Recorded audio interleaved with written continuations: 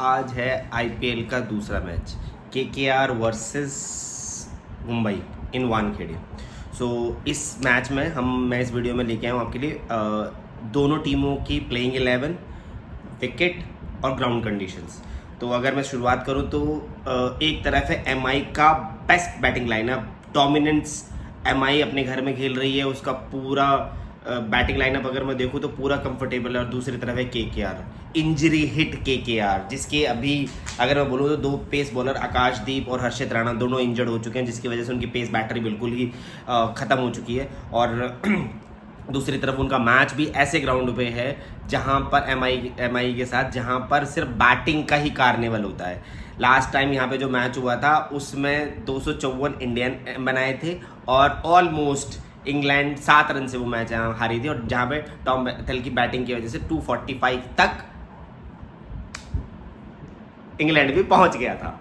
तो उसी ग्राउंड में मैच है, उस विकेट पे है ये नहीं है, बट ये कंडीशंस अभी पता नहीं है, बट हाँ उसी ग्राउंड में मैच है। तो ग्राउंड कंडीशंस आपको पता ही है किस तरह के मैचेस हो सकते हैं। और अब इस मैच में ये भी है कि रात का मैच है तो शाम को ड्यू भी पड़ सकती है, तो ड्यू आने के पूरे चांसेस हैं। तो यहाँ पर जो टीम पहले टॉस जीतेगी वो डेफिनेटली बाद में बैटिंग करना पसंद करेगी, क्योंकि ड्यू आने के चांसेस होंगे और बॉल ग्रिप करना और बॉल पे पकड़ बनाना मुश्किल हो जाएगा। तो जिसकी वजह से अगर मैं बोलूँ तो जो टीम बाद में बैटिंग करेगी उसके पास एडवांटेज ही होगी, चाहे वो कोलकाता हो चाहे वो एमआई हो। अगर मैं प्लेइंग 11 की बात करूं तो सबसे इजी है मुंबई के लिए प्लेइंग 11 बनाना, क्योंकि मुंबई के पास बहुत वैरायटीज़ है। अगर मैं बोलूं तो उनके पास तो प्लेइंग 11 में कम से कम 3 से 4 प्लेयर ऐसे हैं जो वर्ल्ड कप के टॉप 4 टीमों के से हैं। जैसे अगर मैं बोलूं तो क्विंटन डिकॉक, सूर्य कुमार यादव, तिलक वर्मा, हार्दिक पांड्या और जसप्रीत बुमराह, तो 4 प्लेयर तो ऐसे ही हैं जो अभी 2026 का वर्ल्ड कप खेल के आए हैं और उन टीमों में से हैं जो टॉप 4 में थी। तो अगर मैं प्लेइंग 11 की बात करूं मुंबई की तरफ से तो रोहित शर्मा और क्विंटन डिकॉक ओपन करेंगे, जो मोस्टली लगता भी है, और वो इसी के साथ जाना पसंद करेंगे। सूर्य कुमार यादव नंबर 3 पर खेलेंगे, तिलक वर्मा नंबर 4 पर खेलेंगे।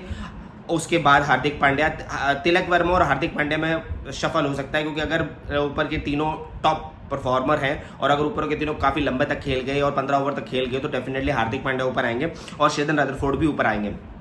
तो उसके बाद 6ठे नंबर पे शेदन रदरफोर्ड होंगे, 7वें पे नमन धीर खेल सकते हैं, 8वें पे दीपक चहर, 9वें पे जसप्रीत बुमराह, 10वें पे ट्रेंट बोल्ट और 11वें पे एएम गजनफर, जो ये साउथ अफगानिस्तान के बॉलर है और बहुत मिस्ट्री बॉलर हैं, जो पिछले साल नहीं खेल पाए थे। इस बार उनको डेफिनेटली मौका मिलेगा। तो इम्पैक्ट प्लेयर के रूप में अगर मैं बोलूं तो वो अश्विन कुमार या शार्दुल ठाकुर को रख सकते हैं, क्योंकि जैसे ही बॉलिंग पहले आएगी या बॉलिंग बाद में आएगी तो इन दोनों में से किसी को भी इम्पैक्ट प्लेयर के रूप में रखा जा सकता है। और अगर इस तरह से मैं बोलूँ तो एमआई का जो बैटिंग लाइनअप है वो पूरी तरह से स्ट्रॉन्ग बैटिंग कोर है। रोहित, स्काई, तिलक ये पूरा कर रहे हैं, एलीट बॉलिंग है बुमराह, बोल्ट और रोहित के साथ, और बैलेंस ऑलराउंड ऑप्शन है उनके पास, जैसे हार्दिक पांड्या हो गए, शेन रदरफोर्ड हो गए, नमन धीर हो गए, ये बहुत ऑलराउंडर, दीपक चहर।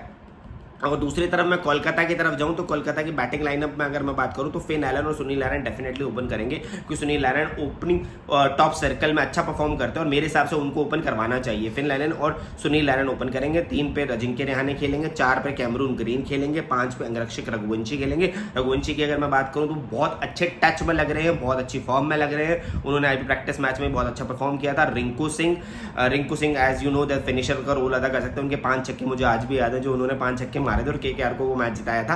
रमनदीप सिंह उनके पास प्लेयर हैं जो वो भी अच्छे हिट कर सकते हैं, अनुकूल रॉय जो लेफ्ट आर्म स्पिनर है उनके लिए, और वरुण चक्रवर्ती, उनकी स्पिन पे ही उनका गेम चलता है, क्योंकि उनके 3 स्पिनर है, सुनील नारायण, अनुकूल रॉय और वरुण चक्रवर्ती। अगर इन तीनों ने अच्छा परफॉर्म कर दिया और विकेट स्लो फ्रेंडली होगी तो डेफिनेटली केकेआर को हेल्प मिलेगी। मीडियम पेसर्स में अगर मैं बोलूँ तो वैभव अरोड़ा और ब्लेसिंग मुजरमानी खेलेंगे, और जो इम्पैक्ट प्लेयर में होंगे वो उस्मान मलिक और राहुल त्रिपाठी होंगे, तो दोनों को वो यूज कर सकते हैं as a fin and flop. और अगर मैं बोलूँ तो उनकी तरफ से एग्रेसिव स्टार्ट मिल सकता है आलन और नारायण की तरफ से, को पावर प्ले में फायदा उठाने के चांसेस रखते हैं। बट अगर एमआई की बॉलिंग चल गई तो नारायण और एलन का मुझे नहीं लगता कोई चांसेस है। मिडिल ऑर्डर में अगर बोलूँ तो रिंकू और ग्रीन है, वो अच्छा परफॉर्म कर सकते हैं। ग्रीन ने बहुत अच्छा परफॉर्म किया था, इस ग्राउंड ग्रीन के लिए बहुत अच्छा माना जाता है। और स्प्रिंट स्ट्रेंथ में उनके पास नारायण और वरुण है। पेस वीक है, बस मेरे हिसाब से अगर लगता है तो ब्लेसिंग मुजरमानी की जगह उनको अगर मुझे लगता है तो कार्तिक त्यागी को भी वो ट्राई कर सकते हैं। कार्तिक त्यागी बहुत अच्छे परफॉर्मर हैं और बहुत अच्छा कर सकते हैं। KKR डेफिनेटली पतिराना में पूरी तरह फिट नहीं है, तो वो उस तरह का भी उनको इश्यूज हो सकते हैं। अगर मैं विनिंग कॉम्बिनेशन अगर मैं देखूं तो MI के लिए एडवांटेज है कि उनके पास बेटर बॉलिंग अटैक है, बेटर बैटिंग अटैक है, और अगर मोस्ट एक्सपीरियंस्ड कोर है उनके पास, जो डेफिनेटली कवर हो। KKR के पास एडवांटेज है, एक्सप्लोसिव बैटिंग है, रिंकू और ग्रीन, और स्पिन थ्रेट है। अगर विकेट स्लो हुई तो डेफिनेटली KKR को हेल्प मिलेगी स्टार्टिंग में, और वो KKR उस पर अटैक कर सकता है। और अगर विकेट पेस अटैक फ्रेंडली हुआ तो डेफिनेटली KKR के लिए प्रॉब्लम बढ़ सकती है। और अगर मैं बोलूं तो ग्राउंड की, अगर मैं ओवरऑल रिकॉर्ड की अगर मैं बात करूं दोनों के, तो टोटल अभी MI और KKR के बीच में 35 मैचेस हो चुके हैं पूरे IPL में, जिसमें से 24 मुंबई इंडियंस जीता और 11 कोलकाता नाइट राइडर ने जीते हैं।